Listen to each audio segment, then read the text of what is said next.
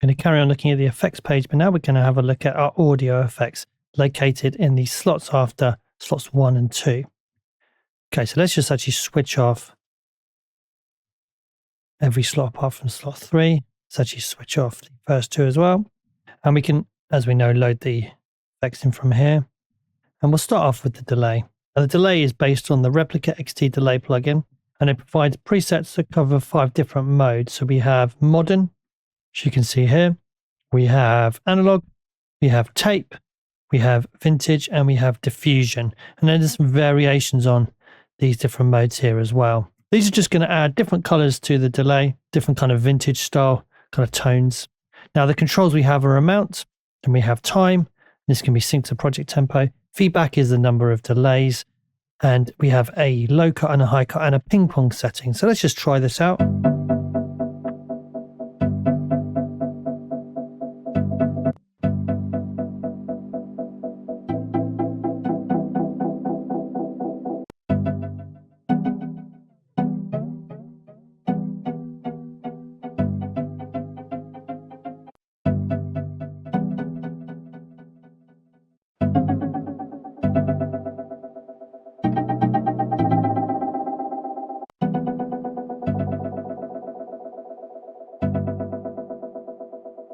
So pretty cool. It just plays very nicely with the kind of sound of Playbox. Really nice kind of tones available there. Okay, so that's the delay. Let's look at the reverb next. Now, you'll just notice there that the reverb's not available from this list. And that's actually because we already have the reverb in use here. So let's choose this reverb and let's just bypass or remove all of these modulation assignments. Okay, so as I said, reverb is going to allow us to create spaces. And this is an algorithmic reverb, and it has room settings and hall settings. The parameters we have is amount, kind of a dry wet, size of the room, time is going to be the kind of decay time of the reverb, and then we have a low shelf, so we can either boost or take away low frequencies, and then a high cut allowing us to dampen the reverb essentially. Let's just give this a little whirl. Let's try some of the bigger settings.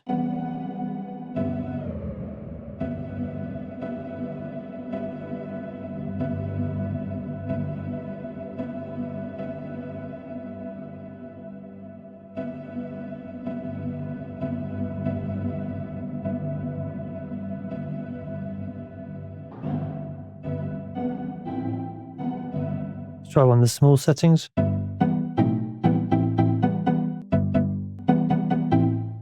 So very nice for adding a little sense of space to the sound. Okay, so next up, let's have a look at the shaper. So let's bring the shaper in here once again. Let's bypass these assignments here. Okay, so the shaper is going to be a modulation effect that allows you to draw shapes to produce custom modulation signals. So let's see this in action, or listen to this in action. Now, first of all, we have a preset selector here, and that's going to allow us to quickly browse and load in presets. And we can also, use the left and right arrows as well to move through. So let's try some of these out.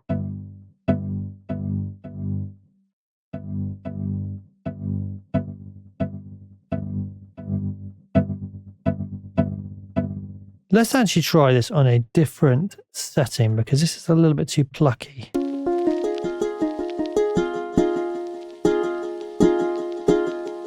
Okay, let's try it on that. So come on to shaper again.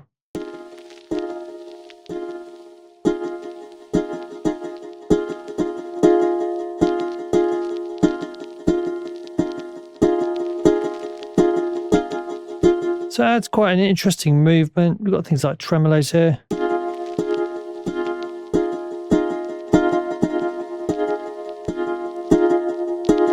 So with the speed control, we can determine the speed of this locked to project tempo or in hertz. And we've got a gain control as well. Now what's quite interesting here is we have these two settings here. And this is called the pendulum setting.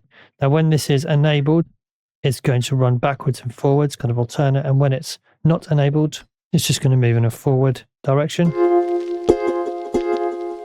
Now we can actually draw in here and create our own shapes as well, should we want to. And we can go through and randomize this as well.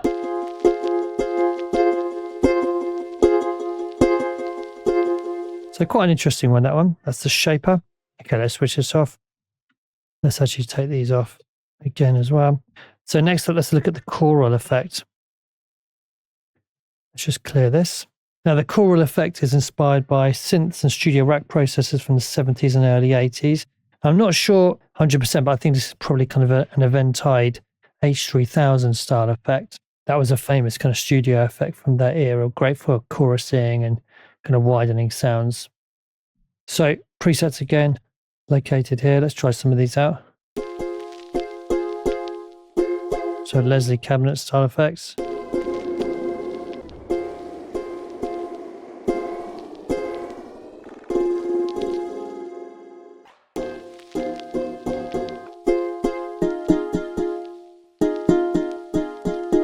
So nice widening effect. Now, the parameters we have here is an amount. Again, this is dry wet. Speed is going to be the speed of the modulation. So we're going to have kind of faster modulations for more kind of flangey style effects, fast vibratos, things like that. And then we're going to get more noticeable modulation when we slow that up. Okay, the modulation amount is going to be adjusting the amount of modulation applied to the delay. So it's going to be basically altering the delay time of the chorus voices.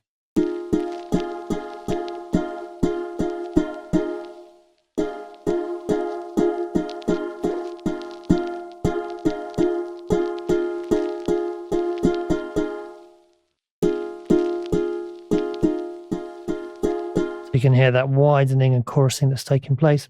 Width is going to pan the chorus voices in opposing directions, so it's going to introduce stereo width. Let's take it off.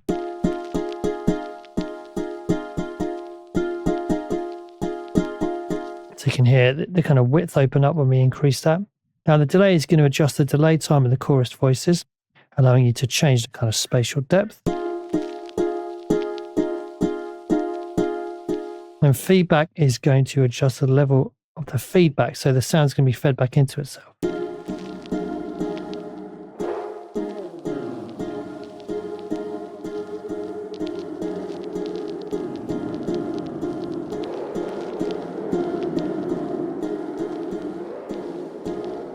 So it's much more pronounced.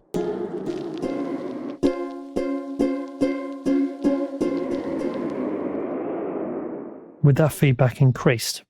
And that is the choral effect, quite an interesting one. Now next up we have flare. Let's choose that from the list here. Now flare is a style of kind of flanger, and it's got some additional features. Now flangers can be used to create that kind of whooshing, kind of jet engine style effect. And they're created by having a comb filter with built-in modulation of the frequency. And that comb filter consists of a very short delay with feedback that produces kind of related or harmonically related peaks and notches in the frequency range that we can move around. So it kind of creates that trademark kind of resonant effect. Let's try it out.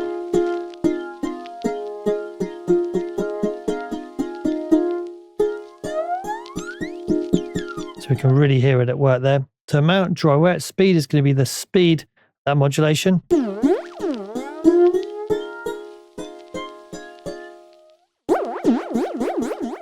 So we can make that quite fast.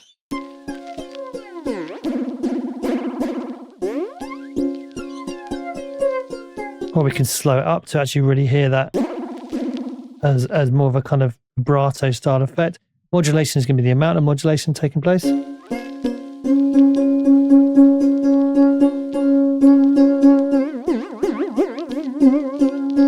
Width is going to be the stereo width of this effect.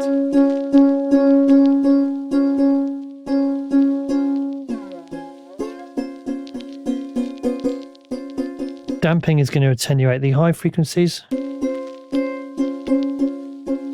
So if it gets a little bit too harsh in the high frequencies, we can dampen that.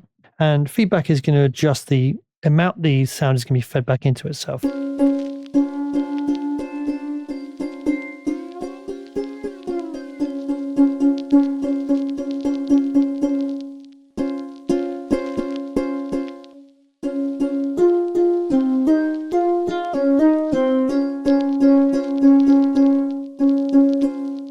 Quite interesting. So yeah, an interesting take on the kind of flange effect. So next up we had the phases effect. Now this again is going to create peaks and troughs in the frequency spectrum, this time by using modulated all-pass filters. Now the parameters we have here is amount. This is going to adjust the amount of modulation applied to the center and the spread, adding movement to the phase effect. That's slightly different to the mix control, which is going to blend the wet and dry signals. So we can hear that at work there. Speed is going to be the speed of the modulation which is being applied. So very fast.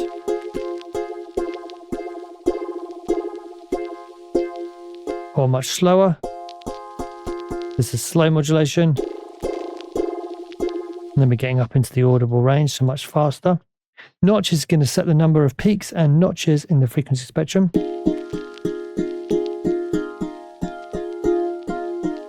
Sometimes you see that as being kind of number of stages on a phaser.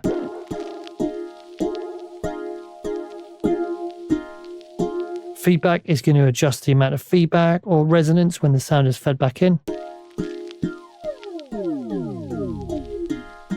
As we can hear there. Center is going to shift the peak and notches in the frequency spectrum by changing the frequency of the all-pass filters.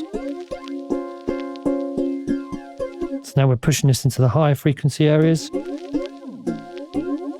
Or it can be more set around the low frequencies or low mids. And spread is going to spread out these peaks and notches in the frequency spectrum. So we can either turn it to the left and make them closer to each other, or we can turn it to the right, which is going to push them further apart.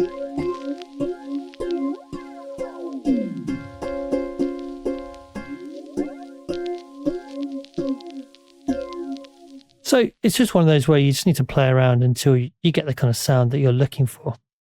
Now we're going to leave it there for the effects for part one, and we're going to carry on looking at these in the next video. So far we had a look at the delay, kind of traditional delay based on the replica effect. Then we had a look at adding some spaces using the reverb. Then we had a look at the shaper, which allows you to create kind of tremolo and movement in the sound using this custom shaper effect. And then we had a look at the flare effect, which was the flanger. And then finally, we had a look at the phasis effect, which is a phaser. Okay, so we're going to carry on looking at the remaining effects in the next video. So I'll see you then. Thanks for watching.